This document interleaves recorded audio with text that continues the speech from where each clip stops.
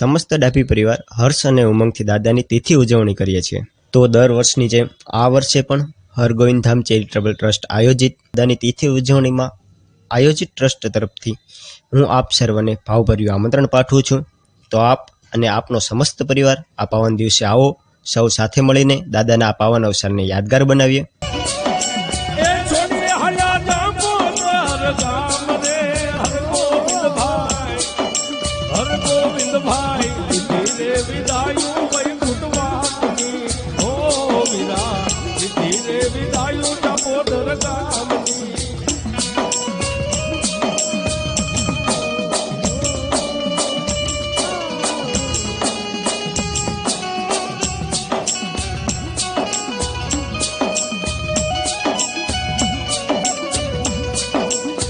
रोया रे पथू ने रोया पंखिया हो मीरा, रोया रे पथू ने रोया